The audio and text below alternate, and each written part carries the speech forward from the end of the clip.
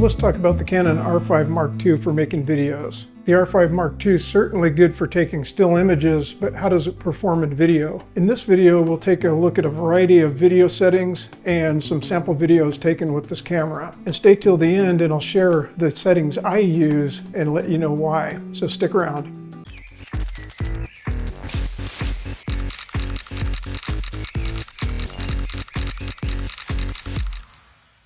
So the Canon R5 Mark II has quite a selection of video resolutions and other features to combine to shoot video. To access the video settings, flip the mode switch on the top left dial from photo to video.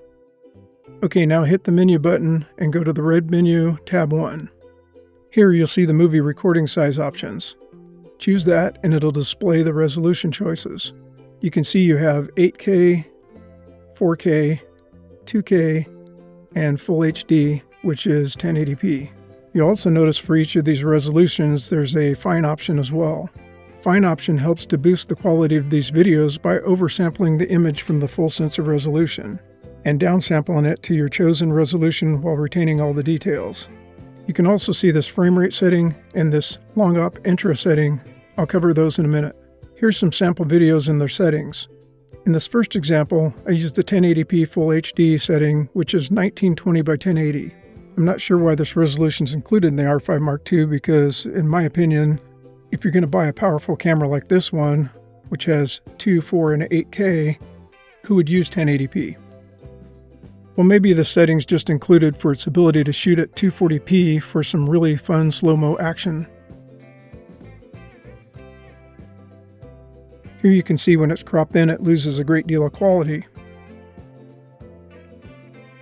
This example is shot at 2KD, which is 2048 by 1080, which is better quality than 1080p and would be good for quick social media clips and smaller file sizes. Cropped in, it's okay, but the resolution's not too great either. This next example is shot on 4KU, which is 3840 by 2160, and is the Ultra HD format. It has great detail and could be cropped in if needed.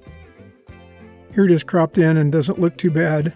Obviously, the less you crop, the better the quality. This one's shot in 4KD, which is 4096 by 2160, and is mostly the same as 4KU, but with a wider frame and may retain a little more detail. With the extra width, you have a little more flexibility if needed, but unless you're putting this video onto a cinema screen, it's not necessary to use 4KD, which is a movie screen standard format.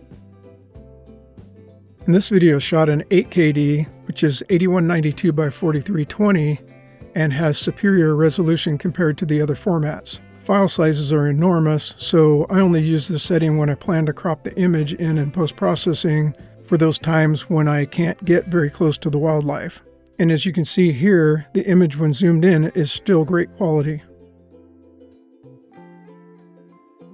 When choosing your video recording size, sometimes there's certain features that aren't available with certain resolutions. For example, you can't shoot in 8KD at 120p. And you can see here the camera lets you know by this pop-up notification that reads, "These items cannot be combined." So when this happens, you may have to refer to your manual to dial in your preferred settings. So as I promised at the beginning of this video, these are the settings I use for wildlife videography. I use 4KU, which is 3840 by 2160, Ultra HD for great detail. This 4K Ultra HD setting is the right size format for YouTube videos. And I choose the intro setting, which compresses each frame of the video as its own image for higher quality and frame-by-frame accuracy. I also choose 120p for those times I want to slow down the action in my wildlife videos.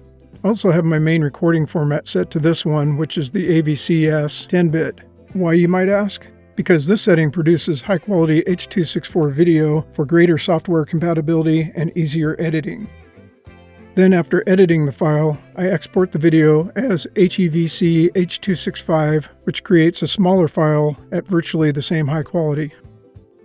And then over in the fourth tab here, I choose Custom Picture, turn it on, then scroll down to select CP file and choose Canon Log2. Then I go to Edit CP File And under Canon Log2, I make sure it's set to gamma/color space C-Log2 cinema gamut. And just below that in color matrix, I set it to production cam. This is for those times when I need to match colors with my EOS cinema camera. Now I shoot C-Log2 because I don't mind color grading the footage a little bit. I've developed a quick workflow in DaVinci Resolve where I can apply a color space transform preset quickly and then make a few adjustments as needed, then publish the video. If you don't plan on shooting full raw video, then setting the camera to C-Log2 is a greater option because it allows for some in-camera processing which will save you time in your workflow. So in summary, the Canon R5 Mark II produces fantastic quality videos for your productions. It gives a sufficient amount of resolution choices and up to 13 plus stops of dynamic range when shooting 4K in C-Log2. So that's it for this Canon R5 Mark II videography video. So what do you think? Do you use the Canon R5 Mark II for video? Let us know in the comments which video settings you use. So I hope this video helped you in some way. Thanks for watching. We'll catch you in the next one. See ya.